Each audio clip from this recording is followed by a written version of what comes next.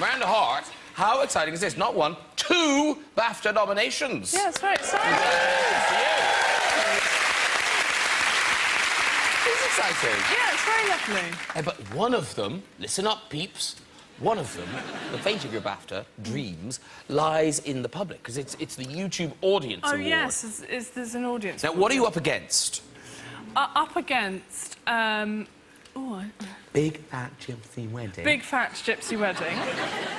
Downton Abbey. Downton Abbey. Oh. Ooh, see, nice. they might be thinking I might vote for that. I'm a big Even though you're here, they're going, ooh! No, right, so. Sherlock. Oh, very good. Yeah. And I can't imagine the BAFTA goes to The Only Way is Essex. Maybe it will. I love in every newspaper. Do you watch it? Yeah. Do you watch? I saw the first one, my first one yesterday. I was mortified. It's like an hour of my life I cannot get back. It is. Hated it. But they say... People love it, though. They really love it. Awful, I love man. people that get annoyed by it. That thing they say about it, they go, oh, yeah, The Only Way is Essex. Oh, it's definitely fake. It's all scripted. It's like, scripted? Have you seen the cast? Half of them look like they can't read.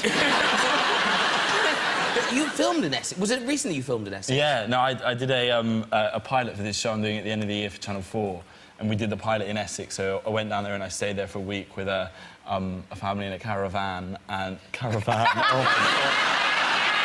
love your caravan. Yes, so we're in Essex, and... no, it was fun. I did lots of, What's this hand doing? I did lots of Essex traditions. Like, one of the things in the show is I got myself, not vajazzled, it was more of a sort of panazzle, I guess, where they put jewels. And I did it on my... it was like... What? It didn't work, by the way. They put jewels on your bits. Right. So it's a big thing in Essex. But it doesn't work with a guy, because you turn it upside down, it just looks like Gordon Ramsay in a tiara. But I thought I'd do it. But I don't understand, no one's ever, like, it's a thing. And like, a girl I was seeing recently was like, oh, do you want me to get one of them vajazzles? I was like, definitely not. No guy's ever gone down there and thought, well, this could do with redecorating. Now, back to Miranda Hart, and this is important, Miranda. This is your moment to address a BBC One audience and appeal for votes. There's camera 5, it's one with 5 and the light on. Just talk to the people and tell them why they should vote for you.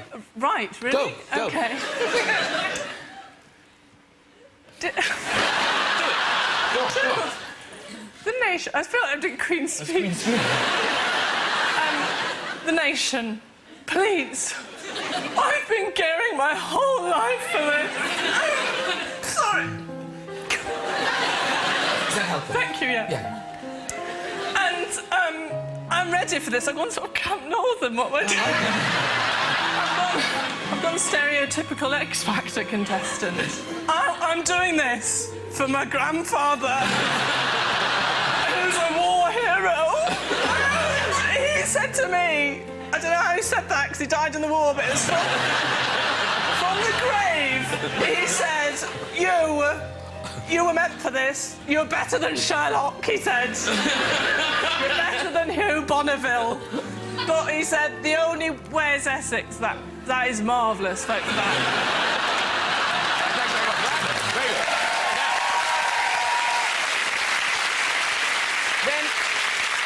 There's parallels here, of course, because...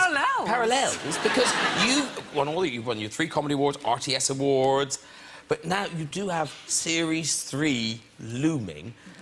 You've had all the awards, it's moving to BBC One, it's like the sort of second album. How's it going? I feel a little bit sick. Do you? Yes. So it doesn't wash all over you, you feel it? No, I get a little bit anxious, let's say. Yes, I haven't actually... I'm going to start writing it in, May, which is nearly upon us. Because more of the sitcom comes from your life than one would imagine. Well, I sort of try and let the audience decide what they think is real or not. No, most of it's imagination, I'd say. Sort of well... You told me that jogging story. That's an episode right there. Yes, that's probably got to go in Series 3. When I Yeah, I made this foolish mistake of going jogging. Is this something you ever do? It's wrong. No. And no one should run unless professionally or as a child. That's should be unless a chase. So, and then you've got enough adrenaline, so you know. So I jogged, and in shorts, I did it seriously. Professionally, I thought I'm going to get fit. 10 minutes in, started having an asthma attack. I say 10 minutes. 35 seconds. Thought I need my asthma spray, so I tried to get my asthma spray out of the shorts pocket, and the zip was stuck, and I couldn't get access to the thing. And a male jogger was coming towards me. I was going. I think he just thought I was sort of wheezily pointing at my crotch. He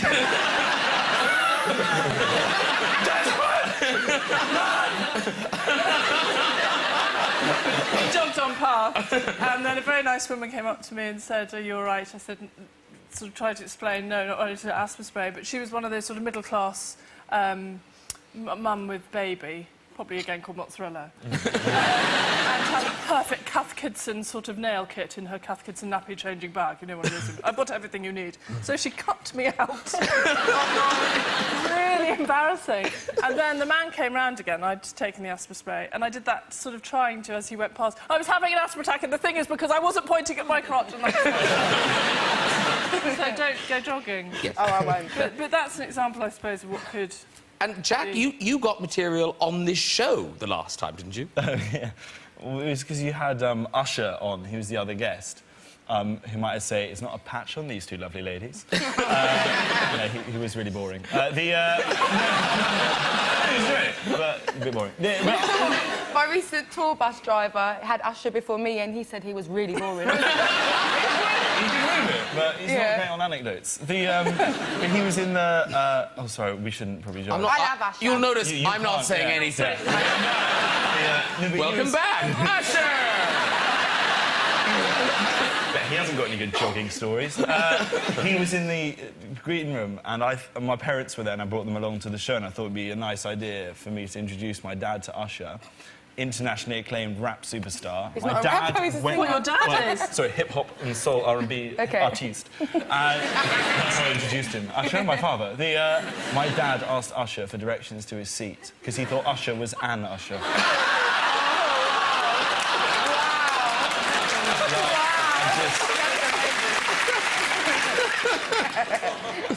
Who did you meet? I went for a wee with Jennifer Aniston in New York. That's very cool. Security wouldn't let me in the toilet, and I met her a year before with John Mayer, and she was like, "No, it's fine, you can come in." And we sat down, and I could hear her. Psst. And then through the cubicle, she's like, "So how are you, honey?" And I just called her Rachel. I'm fine, thank you, Rachel. That's my story. So I actually heard Jennifer Aniston's piss come out. That's so cool. Now, Jack, you're touring. He's got live dates. Live dates, man. Where do you start? Friday the 2nd of September in Milton Keynes. Yeah. And you're ending on 11th of November. It's like we're wishing our lives away. 11th of November in Amazon Apollo. How long is your tour? Not many dates, because I don't know, Plymouth didn't want me. Didn't want me, don't worry. I've never done any sort of tour before. This is the first one I've done. So I don't drive, so I have to get to all the venues on the train, which is fine, but... Is that how they planned it, then? Yeah, well, they've tried to make it easy, I think, for me, so it's nearish to London. But the first date I did a preview date, right, and it was in Brighton, and I was going to Brighton. And on the train, and I was stopped at S9x03 station, and suddenly everyone got evacuated. I was like, what's happening here? They're like, there's been a terror alert at S9x03 station. It's like, right, we're in rural Kent. I suspect Al-Qaeda might have slightly higher priorities on their hit list than Kent, you know? Bin Laden's hasn't done an attack in, 5 years, so all this time he's been sat there thinking, right, we've done London and New York, where's next? Well, I tell you, people at S9x have been getting very complacent. We're all outside, right, and in the cold, waiting there, thinking, what the hell is going on here? And what I loved is how it was a very British response to it, because you imagine in America, people run around losing their minds. That didn't happen in S9x. We were all stood there. This little guy from National Rail came out. It was this big moment. Came out in front of the crowd. He was like, ladies and gentlemen, unfortunately, all of the trains have been delayed due to a suspicious package spotted on platform 2. To which this big posh guy next to me shouted back, "Well, put it on the train to Hastings and we can all go home."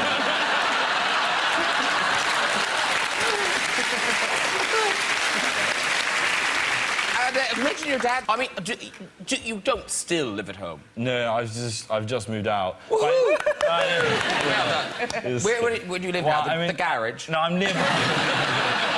I'm nearby, so they call me up quite a lot. I have to go around and help him out because it's normally like technical stuff.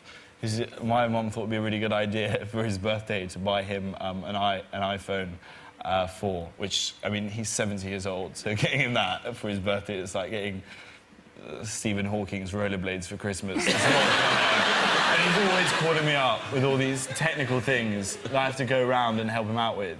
Like, you know, you get that thing sometimes where someone hacks into your email account and sends out something to everyone saying, "Dear friend, I've bought some really nice, reasonably priced goods from this website." You're like, no one would ever fall for that. Turns out there are people. I went down to my house the other day. My dad opened the door. He was wearing Ugg boots. These are very comfortable, Jack. Wait till you see your mother's jeggings. I was like, oh. Because you live with your mother as well. My mum lives with me. Okay. Whoa! Yeah, I moved out when I was 19 and then I missed her, so I let her come and live with me. Oh. Yeah, but I'm leaving again soon. Oh, right. Yeah, I'm going to my own house, I mean. Oh, is he? Yeah. So it's been nice, but now you're ready to move on again. Ready, yeah. Yes, ready, yeah. yes. Because when did the thing happen with the paparazzi? You had a run-in with the paparazzi. Was that when you were living by yourself? Well, I have them every day these days. But in Notting Hill, the night before, they followed me home, and then the next one I was really pissed off because I don't like them. And then the next morning there was loads outside my house. This is when I found out I was neighbours with Elle Macpherson.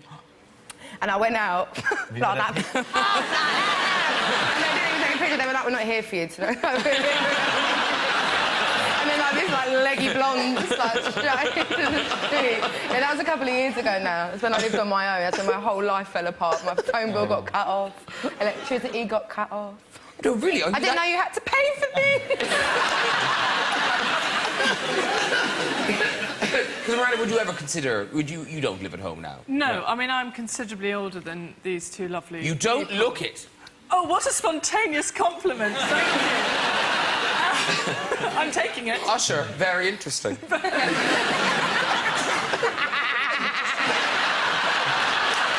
Actually, too alone. No, I just turn into a teenager the minute I go back.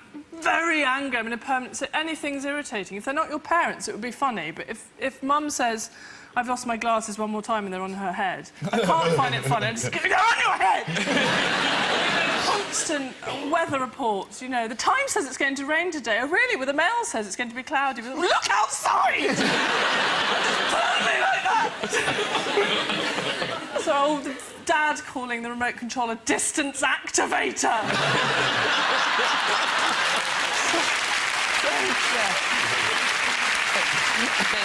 And now, Adele, you're going to be singing for us, obviously, but... You're doing the sad one? No, it's called Set Fire to the Rain. Doesn't really make sense. Don't worry, you won't get emotional. All right. It's emotional, though. It's gorgeous. It's a gorgeous track. This whole album is gorgeous. But you know that. But just before you sing for us, obviously the people of the hour are Kate and Wills. Now, clearly they couldn't be here tonight. They're busy.